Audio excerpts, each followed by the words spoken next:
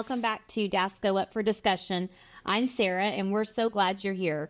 Today's episode highlights something that plays a huge role in strengthening organizations like ours, AmeriCorps. We're talking about what AmeriCorps does, how it supports nonprofits, and why service programs like this are essential for long-term community impact. But before we jump in, we want to share an exciting opportunity. DSACO Up for Discussion is growing, and we are currently seeking podcast sponsors.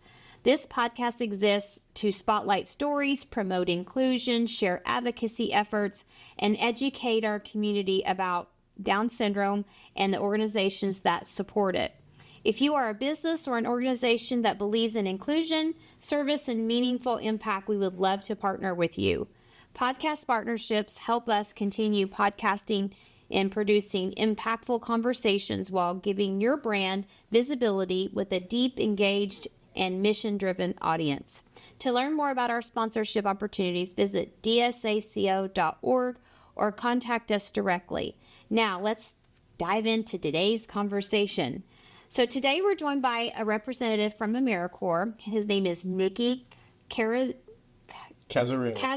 Sorry, I knew I was going to get that wrong. Kazarouni from AmeriCorps to talk about this national and federal program that supports nonprofits like ours and builds stronger communities. And we're excited to learn more about AmeriCorps and how it operates, how nonprofit partnerships are formed, and what this collaboration means for organizations like DSACO. So, Nikki, let's get started. So for the listeners out there who are not familiar with AmeriCorps, can you just tell us briefly what it is and how you got started with it, maybe? Absolutely. Thank you for having me. Yeah. As you mentioned, I am the outreach director with Red River Community Corps. I've been in the AmeriCorps world for a couple years, so I do have a better understanding of what AmeriCorps is than I think the general public. But what AmeriCorps is it's an independent federal agency, and they fund over 80,000 people to serve annually in a full-time or part-time capacity with local nonprofits. They do this while also focusing on very specific focus areas. These areas include education, public safety, disaster services, environmental stewardship, and community development. Normal AmeriCorps grants, they're a little bit heftier for a normal average-sized nonprofit to take on. It does require a lot of match funding. It requires, full-time position to monitor the AmeriCorps members, has a lot of monitoring requirements. And so at Red River, what we're able to do is we're able to make AmeriCorps members more accessible for smaller nonprofits or just nonprofits that don't want to take on that grant burden. And so what we do is we take on those grant requirements, the monitoring, the burden, and the administrative tasks. And we're able to place our members in smaller nonprofits who basically just get to reap the benefits from our service. And so that's a little bit of how Red River manages the AmeriCorps program. Yeah. So, and we've been a part of AmeriCorps for the last 3 years and have had some very successful placements with volunteer members, and we're so pleased with them, and it's helped us tremendously. But, how does AmeriCorps different from other traditional volunteer programs? Yeah. So when I think of a traditional volunteer program, I kind of think of, it kind of varies on the volunteer schedule. And so maybe they volunteer once or twice a month whenever they feel like they have enough time. It's very relaxed, kind of loose structure. To be honest, I don't see it as usually having that intense of a volunteership. Right. With a Red River volunteer program, or an AmeriCorps volunteer program in general, these positions are a little bit more intensive. They require a structured schedule, and it acts more of like a staff position more than a volunteer. They have a very specific role in the organization that staff members shouldn't partake in and other volunteers shouldn't partake in. So they really do act more as like a staff position. Their funding just comes from a federal source as opposed to us paying for it, which is really nice. Yeah. So you've talked about Red River. Why don't you, if you would tell the listener the difference between AmeriCorps and Red River, which is essentially the same, but it's just part of that. Yeah. So Red River Community Corps, we are an AmeriCorps program, and so we receive that federal AmeriCorps grant to place members in local nonprofits throughout the state. And so, like I said, a normal AmeriCorps grant requires, quite a bit of match funding up front. It requires monitoring, it requires a full-time position. It's kind of a lot for a smaller organization to take on. And so that's kind of where Red River has been very successful, is that we're able to kind of micronize that to where smaller nonprofits who maybe don't want to take on that much responsibility, they can partner with us as host sites. We're able to do the monitoring, do the grant requirements, the application, and we're able to place members at sites all across Oklahoma, such as DSACO. Yeah. And it's been nice because, like, when we applied, we decided, which level of AmeriCorps member we were going to do, whether it's the halftime. And just to let the listener know, we have 2 halftime members and we have a quarter-time member. So essentially, it's like having 2.5 people almost on staff here, and they help with various programs. And I know one of the requirements, we had to be a job description that wasn't already a current duty of a staff member here, so something completely separate. So it is, you're like the HR force for volunteers, basically, is how I kind of look at it. It looks like that. Which kind of is nice. But for the listener that doesn't know, but who can become an AmeriCorps member? Yeah, anybody, generally 17 and older. Yeah. If you're 17, you have to have a parental permission, but anyone 18 and up, they have to be able to pass our background check. Have to be willing to kind of put in the commitment with an organization. We really want someone who's going to commit to their service contract and really try to stick it out for the success of the organization. So you mentioned the service contract. Can you share a little bit with the listener that's unfamiliar? Because we've talked about half-time and quarter-time employees. So when they sign on to become a volunteer member, what is their service contract? Yeah, so our service year runs basically September to September. It's a year long. And so every member that starts with us, they have to sign a member service agreement, which states that they're going to, do what the organization is asking of them. They're not going to do anything that falls under the federal prohibited activities, right. Anything that federal funded members are not allowed to participate in. Right. They sign that they're not going to do that. And basically, it's just an agreement between the member, the host site organization, and us at Red River, stating that we're all going to commit to have the best, a successful service. Right. To the best of our And so, like the halftime members, do they have to complete like 900 hours of volunteer service? Yep. Is that what it is? Yep. Our halftime members, they must complete 900 hours within that One period. Yeah. Every member type has that same exact parameters. So when our full-time, basically every September, we open up our full-time slots. Right. And so that full-time member really requires the full 12 months to hit all 1,700 hours. 1,700. By those 12-month contract. We do the same with our halftime members. So they have a 900-hour requirement. So we start them a little bit later than our full-time, but they would need to hit those hours by the end of their contract, which is like August 31st. And they get paid a monthly living allowance. Is that what it's still called? It's actually a biweekly. Biweekly. Allowance. Okay. Yeah. Okay. So they will receive a biweekly living pay every 2 weeks. Based on whichever category they're in. That's correct. Our full-time slots, they receive a little bit higher living allowance. Yeah. And as you move down slot type, 3/4 time, half time, quarter time, the living allowance gradually decreases. And I think what's so rewarding about the program is after they complete that hours of service, they get an education stipend to apply to a loan or to current education, right? Correct. Yep. That applies to any real accredited institution. So we have a lot of members who use it for vocational school, Yep. Use it towards existing current loan debt, student loan debt, future, there's future debt that they think they're going to accrue. Right. They can use it towards that. The member actually has 7 years to use that education award. Oh, wow. It could have been somebody that graduated college 4 years ago And could still. who just completed service, just received, this education award. They could use it to their past education. And I know there's a lot of current members who are in school as we speak, and so they're using it towards their existing education payments. Now, is there a max time that they can do as far as hours of service or half-time employees or full-time? Every member is allowed up to 2 full-time education awards. So you mentioned that you have 2 half-time members. So a half-time member could ultimately serve 4 times before they reach that 2 goal. full ed awards. So they they're allowed quite a bit of service Yeah, time. that is a lot. And I know we've had some instances where a couple of our members have graduated or are going on to another placement, but they still can get part of their stipend prorated, correct? That can vary. It Okay. depends if there's a CPC eligibility. Right. So if they're having to exit due to a reason that's kind of out of their control, they're eligible for that prorated education award. Also, if we have a member serving and they're offered employment, Yes. I think that's what you're referring Yes. to, then we are able to award that prorated ed award for that reason. Yeah, I think that's what's so nice is, you want them to go out into the world or to get those jobs. We would hate to penalize someone for getting meaningful employment.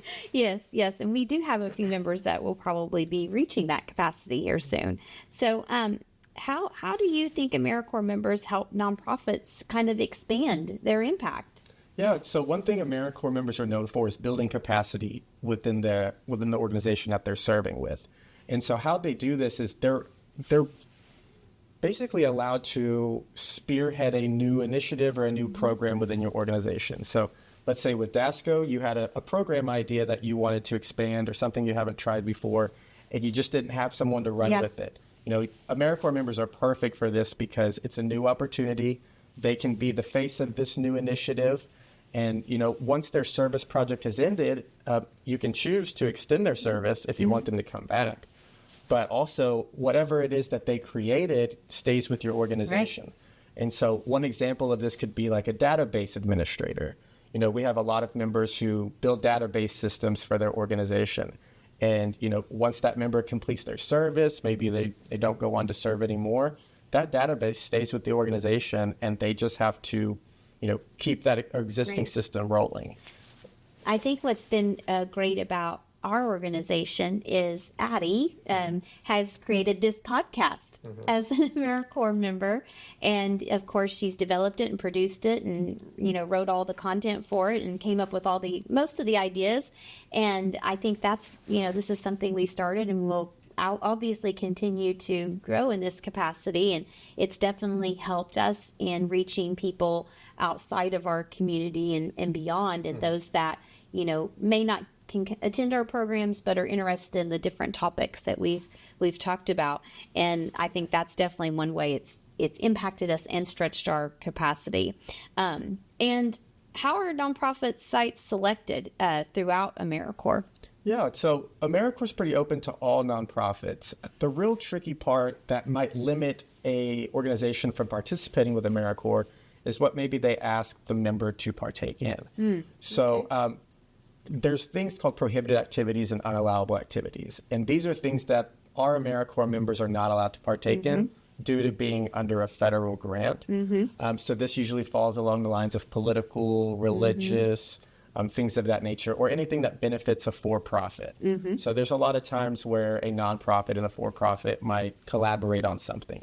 We don't want our members to kind of benefit the for-profit organization. They need to be strictly supporting nonprofits. But one thing that could kind of get in the way is, a lot of times we do partner with religious organizations, and that's perfectly fine as long as the member themselves are not partaking in religious activities. So as long as an organization can design a position that goes within those prohibited and unallowable activities and the federal grant requirements, it's pretty fair game. Yeah, I think it's been great for us and our other AmeriCorps members. They help with all of our programs. One in particular, our Self-Advocacy Center, Cooper, who just was onboarded this year. He's been helping with the program and, keeping the participants on schedule and on task, because sometimes that is challenging with just having one person in the classroom. He relates so well with a lot of the other members or participants in the program as well. And then Abby has been our program support and has really, really helped grow our programs and getting all of our signups completed and making sure we have everything lined out for our Kylie's Kitchen and for our tutoring program. And so that's been helpful because then our staff can focus on other things, which is awesome. I think you just defined building capacity. Yes, I think we did. So what would you say stood out about DSACO as a partner organization. Yeah. Well, to be completely honest, our partnership between Red River and DSACO predates my employment with Red River. So you guys, this partnership is already existing, but I can say I've been to DSACO multiple times for site visits. We have ongoing communication, and I would so gladly approve you for another partnership here. But what really stands out to me about you guys is you're very timely. You're very responsible with our members. We do not ever have to worry about that our members are doing something they shouldn't be participating in. And this kind of also plays into your question about, what makes a good host partner site with Red River is we just got to know that they're able to manage that member effectively. They're going to be responsible and on time with, things that we ask of them. And you guys exemplify that every time. So well, we've been so pleased with our members that we've had, and we'll probably be asking for some new ones come fall.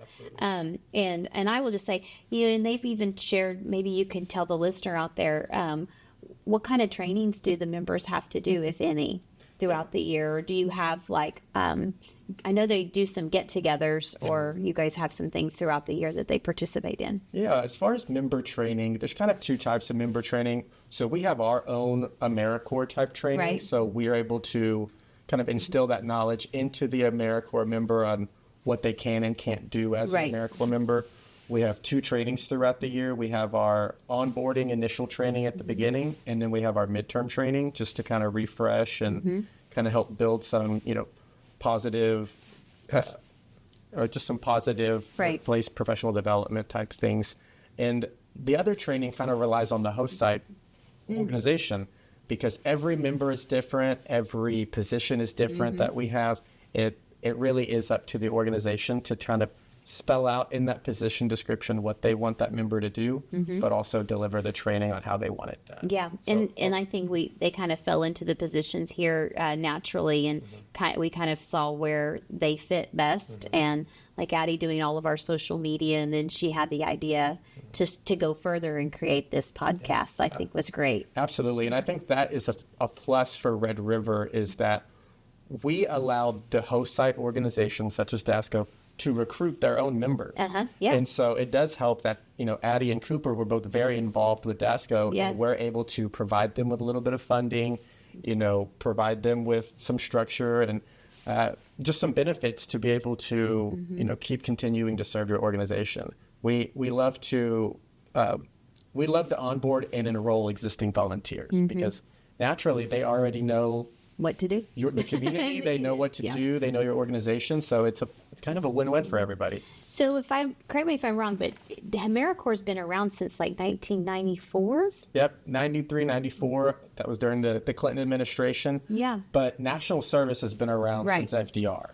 Right. So since the New Deal, they had what was called civilian conservation. Yes. Things like that were workers' projects to help get people back into employment. And so it's always been around in the U.S. National service is not a new thing, but the AmeriCorps branding did come around in the 90s. Yeah, that's what I thought. It's been around a long time, and it really kind of started out for disaster relief. Was that correct? Yeah, that seems to be kind of the face of AmeriCorps, disaster services relief. You always see the members in the gray T-shirts and the hard hats. And that's kind of what you picture whenever if you don't know much about AmeriCorps, that's what you picture. Right.